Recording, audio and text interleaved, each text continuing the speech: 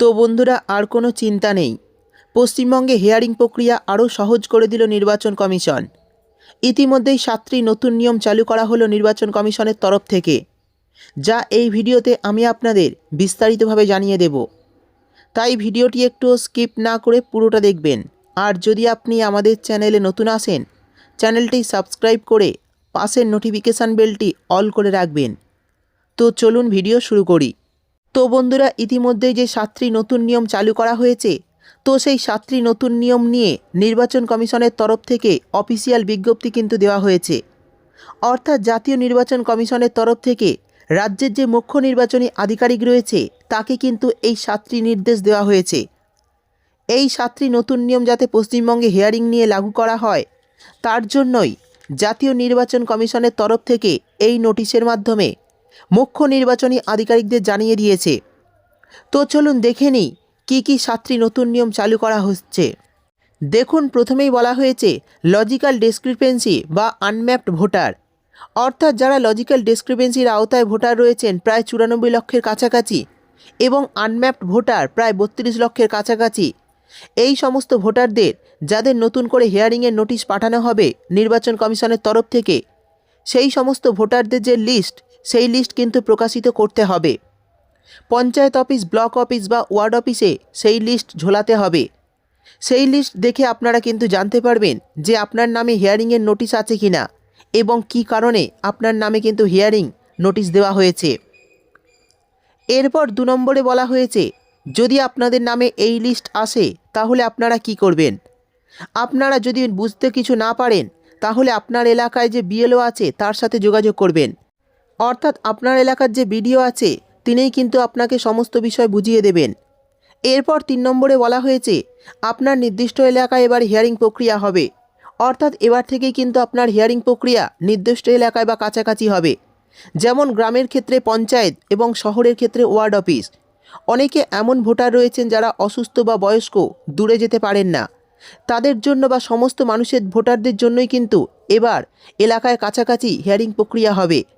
যারা গ্রামে বসবাস করেন তাদের জন্য পঞ্চায়েত অফিস এবং যারা শহরে বসবাস করেন তাদের জন্য ওয়ার্ড অফিসে কিন্তু এই হিয়ারিং প্রক্রিয়া হবে। আর এই হিয়ারিং প্রক্রিয়ায় কিন্তু সমস্ত ব্যক্তিদের যাদের হিয়ারিংয়ে নাম আসবে তাদের উপস্থিত থাকতে হবে। তো যাদের লজিক্যাল ডিসক্রিপেন্সির আওতায় নাম থাকবে তাদের কিন্তু, যারা আত্মীয়র হয়তো পরিচয় ভুলবশত দিয়েছেন বা আপনার বাবা বা মায়ের নামে কোনো ভুল রয়েছে, পদবিতে কোনো ভুল রয়েছে, আপনার যে ভুলটা রয়েছে সেই ভুলটা কিন্তু আপনি প্রমাণ করতে পারলেন, আপনার কিন্তু নাম নতুন এসআইআর লিস্টে অর্থাৎ ফাইনাল লিস্টে কিন্তু উঠে যাবে। অর্থাৎ লজিক্যাল ডিসক্রিপেন্সির আওতায় যে সমস্ত ভোটাররা রয়েছেন তারা যদি আত্মীয়ের জায়গায় কোনো কিছু দিয়ে থাকেন, ধরুন আপনার বাবার পরিচয় দিয়ে আপনি ফর্ম ফিল আপ করেছেন বা মায়ের বা দাদু ঠাকুমার পরিচয় দিয়ে ফর্ম ফিল আপ করেছেন, তো সেই আত্মীয়র জায়গায় যদি কারণবশত আপনাদের হিয়ারিংয়ে ডাকা হয় তাহলে আপনি আত্মীয়ের পরিচয়টার যদি ঠিকঠাকভাবে প্রমাণ দিয়ে দিতে পারেন তাহলে কিন্তু আপনার নাম ফাইনাল ভোটার লিস্টে উঠে যাবে। কিন্তু যারা আনম্যাপড ভোটার তাদের ক্ষেত্রে কি হবে, তাদের যে 13টি ডকুমেন্ট নির্ধারিত করা হয়েছে ইলেকশন কমিশনের তরফ থেকে, তাদের সেই 13টি ডকুমেন্টের মধ্যে যে কোনো একটি ডকুমেন্ট দিলেই কিন্তু সমস্যা সমাধান হয়ে যাবে। তাই চিন্তা করবেন না, আপনাদের হিয়ারিংয়ে ডাকলে আপনারা অবশ্যই যাবেন এবং কী কারণে ডেকেছে সেটা তো আপনারা আগেই লিস্টের মাধ্যমে জানতে পারবেন।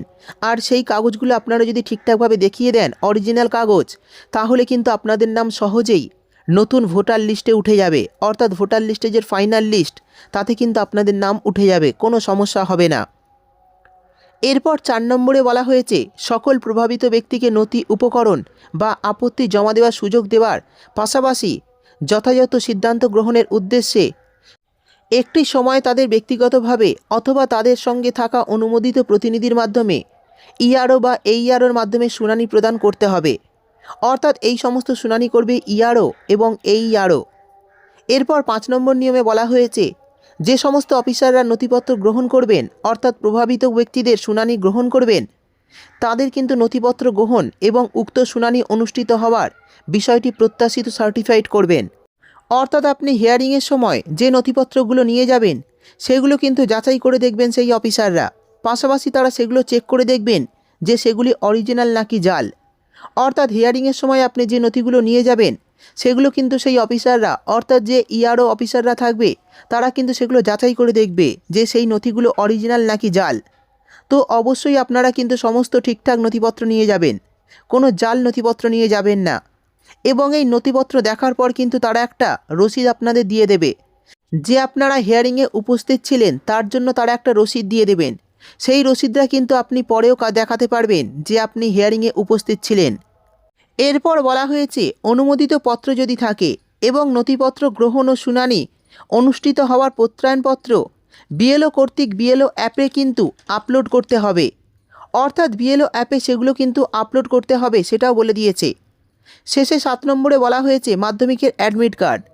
তো বন্ধুরা, আমরা জানি মাধ্যমিকের অ্যাডমিট কার্ড কিন্তু আগে গ্রহণযোগ্য নথি ছিল না, তবে বর্তমানে সুপ্রিম কোর্টের তরফে বলা হয়েছে যেই মাধ্যমিকের অ্যাডমিট কার্ডকে কিন্তু হিয়ারিংয়ের জন্য গ্রহণযোগ্য নথি হিসাবে বিবেচিত করতে হবে।